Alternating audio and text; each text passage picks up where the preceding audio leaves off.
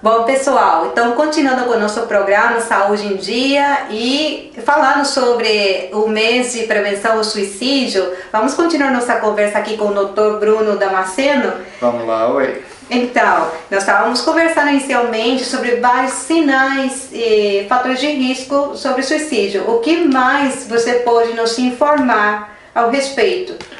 É interessante falar sobre suicídio, porque eu gostaria agora de falar daquelas outras coisas que não são tão óbvias assim, no que diz respeito a esse tema. Porque uma pessoa que está avisando, que está dando sinais, sim, essa pessoa é fácil de ser reconhecida. Mas, e aqueles que não dão sinais? Por exemplo, vocês sabiam que é possível estar deprimido sem estar necessariamente triste? Pois é uma coisa que pouca gente sabe. Mas, por exemplo, perder o prazer nas coisas, ter alterações no padrão do sono, alterações no peso, ter alterações na velocidade do pensamento, pensamentos de culpa a respeito de si mesmo e pensamentos de morte, são sinais que muitas vezes a pessoa não externa, não mostra, né? Outros fatores de risco que são bastante importantes de a gente lembrar, por exemplo, que é muito comum, que é a perda de um status. Você tem alguma noção de o que pode ser isso, Verônica? A perda de status? Eu acho que seria um padrão de vida no qual a pessoa está acostumado e repentinamente perder essa realidade, como acontece no caso do desemprego, não é? E isso não se limita ao desemprego. A gente pode citar, né, o desemprego é um fator, mas, por exemplo, recentemente eu atendi um paciente que tinha tentado suicídio porque ele mudou de cargo para uma função que dava um padrão de vida pior para ele e para a família dele. Uma pessoa que, por exemplo, perdeu algum familiar querido, aconteceu com um vizinho meu. A mãe dele morreu e uma semana depois ele mesmo se matou. Então, perdas, principalmente aquelas perdas que são muito simbólicas para a pessoa, devem ser levadas em consideração e devem ser escutadas muito atentamente. Outras questões que você gostaria de levantar? Em relação também a esses sinais que a pessoa pode ir manifestando, sem necessariamente estar falando que vai acometer suicídio ou pensando em relação à morte. Em relação à imagem também a gente pode perceber sim uma alteração desse padrão que a pessoa sabe ter, não é? Alguns sinais indiretos, né? Como por exemplo uma diminuição do autocuidado. Por exemplo, uma pessoa que sempre ia a consulta, sempre estava presente, por exemplo, com uma barba bem feita, um cabelo bem cortado e começa a passar por longos períodos, por exemplo, sem pintar o cabelo, sem fazer a barba, sem cuidar da maquiagem, isso pode ser um sinal indireto de que a pessoa não está tão bem assim. Uma outra coisa que é bastante interessante e que acontece muito no nosso meio, inclusive, que é quando a pessoa começa a abusar de medicamentos, como medicamentos para dormir, para evitar de ficar acordado e, consequentemente, evitar de permanecer vivendo a vida. Enfrentando uma realidade que traz sofrimento para a pessoa. Sim, sim. E também sobre o abuso de substâncias, não somente medicamentos, senão também abuso de drogas ilícitas. É interessante que muitas pessoas, por exemplo, né, tem aquela história, né? Eu vou beber para tomar coragem. E aí fazem uso de alguma substância, ou seja, de uma bebida, de alguma droga, de alguma coisa, de algum medicamento, para poder justamente atenuar aquele momento que deve ser, imagino eu, de muita angústia para a pessoa. Uma outra coisa que é bem interessante são aqueles problemas clínicos, crônicos, né? Por exemplo, dor. Imagina você sofrendo uma dor forte, física. Não estou falando de uma dor psicológica, mas uma dor física que você não tem como controlar aquela dor.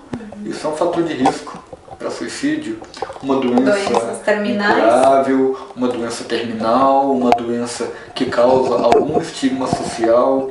Isso também é um fator de risco para suicídio. também não somente a doença, senão a falta de perspectiva para o futuro, que não somente ante uma realidade mais concreta como uma doença, senão talvez algo do contexto que nós estivemos conversando, esse meio ambiente. Muitas vezes a gente percebe essa falta de perspectiva quando durante uma conversa a gente pergunta alguma coisa referente ao futuro e a pessoa dá uma resposta vaga ou não responde, ou então fala assim, talvez eu nem sei se eu vou estar aqui amanhã. É uma frase que eu costumo escutar com frequência nas minhas consultas. E isso já é um sinal não só amarelo, mas laranja, quase chegando no vermelho, para prestar muita atenção naquela pessoa.